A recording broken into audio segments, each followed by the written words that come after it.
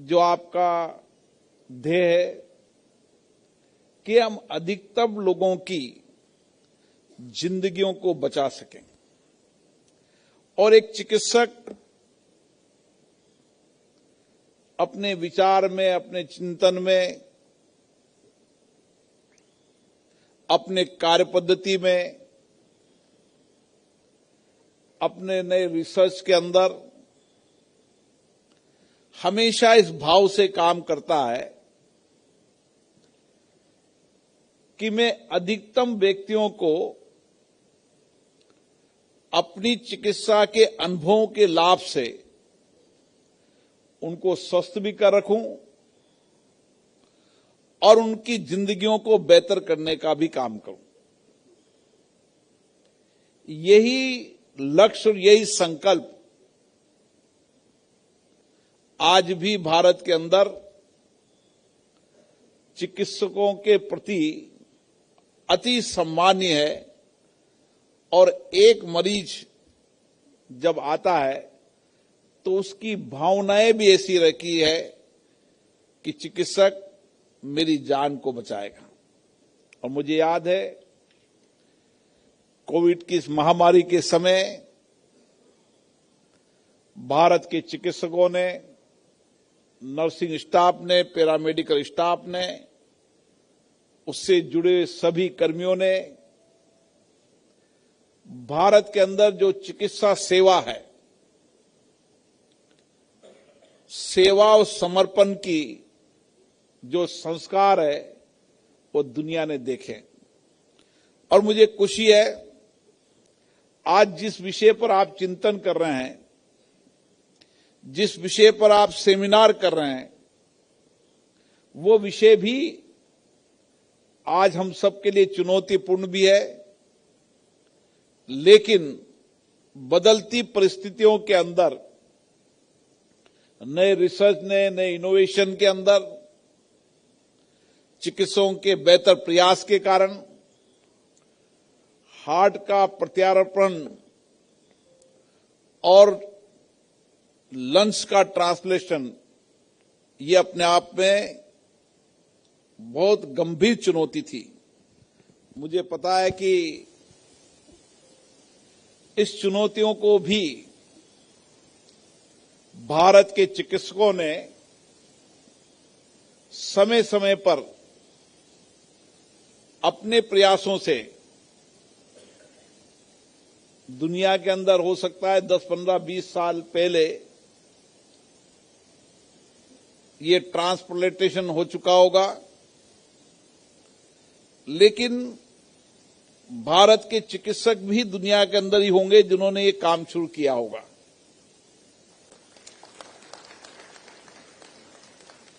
कुछ इंफ्रास्ट्रक्चर, कुछ टेक्नोलॉजी, कुछ संसाधनों का अभाव रह सकता है, लेकिन आज की बदलती परिस्थितियों के अंदर भी हमारे डॉक्टरों के चिकित्सीय ज्ञान, अनुभव, उनकी नया इनोवेशन की क्षमता भारत के डॉक्टरों की अद्भुत है। और दुनिया के अंदर भी, उस निश्चित देशों के अंदर भी जो विश्वास, भरोसा है वो भारत के मूल चिकित्सकों के ऊपर ही है, जो दुनिया के अंदर अलग अलग क्षेत्रों में काम कर रहे हैं। और इसीलिए बहुत सारे परिवर्तन हुए, नए इनोवेशन भी हुए। भारत भी नए इनोवेशन में, टेक्नोलॉजी के अंदर अपने कदमों को बढ़ा रहा है। लेकिन फिर भी हमें कुछ और प्रयास करने की आवश्यकता है। और प्रयासों में क्या क्या बदलाव हो सकता है, उसके चिंतन के लिए आप यहां पर विचार विमर्श के लिए यहां बैठे हैं।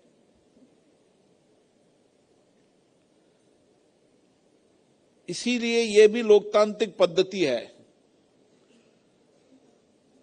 लोकतंत्र के अंदर लोकमत का आना, विचारों का अनुभवों का साझा करना, दृष्टिकोणों का साझा करना और जो कुछ भी हमने सीखा है उसको किस तरीके से ऐसी सेमिनार में बैठकर अनुभवों को हम साझा कर सकें।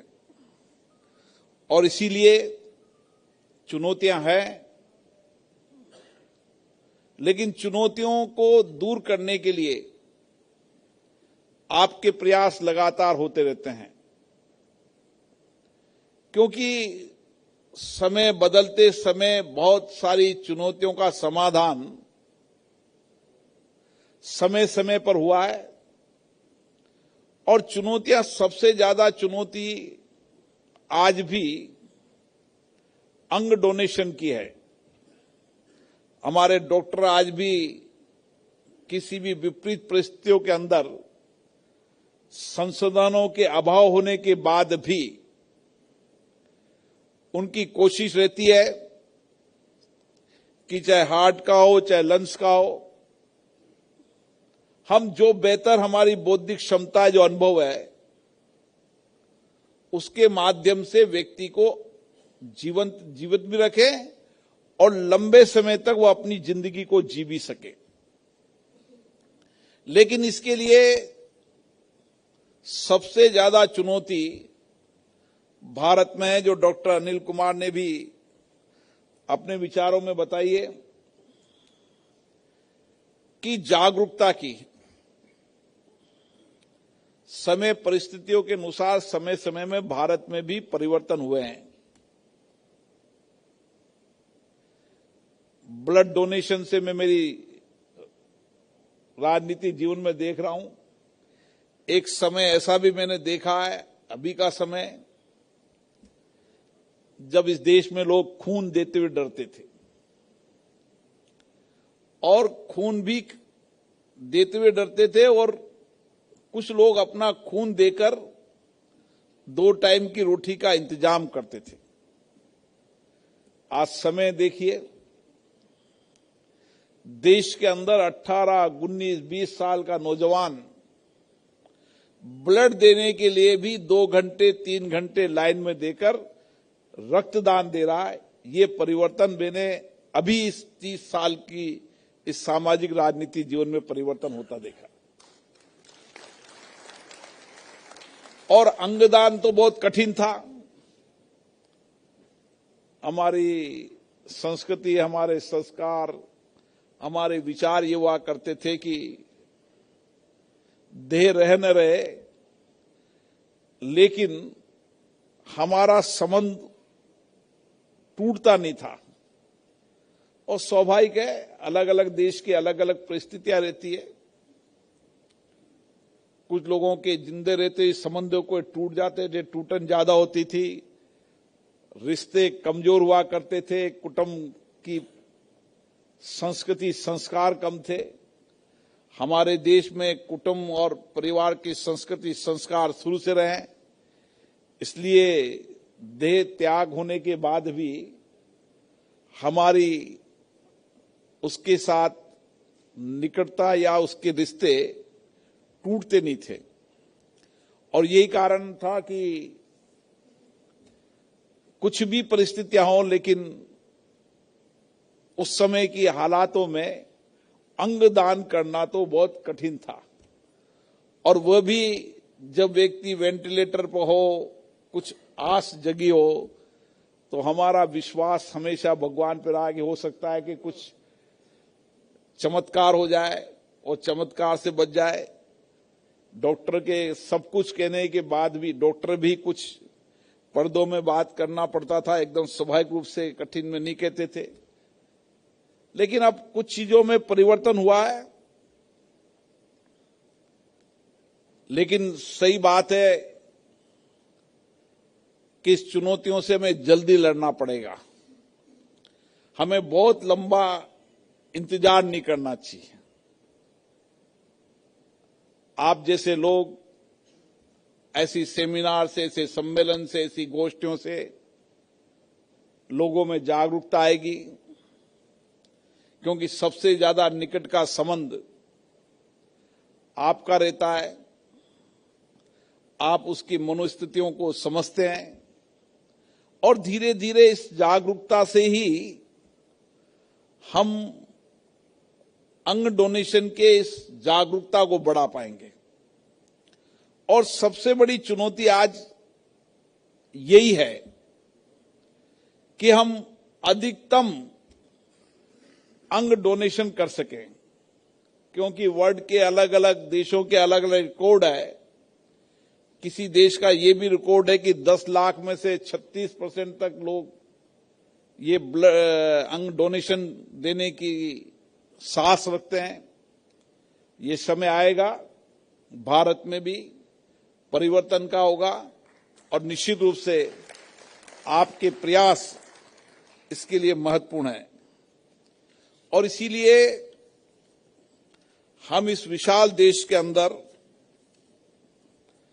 बीमारियां भी ज्यादा है, अभी भी जानकारियों का अभाव भी है।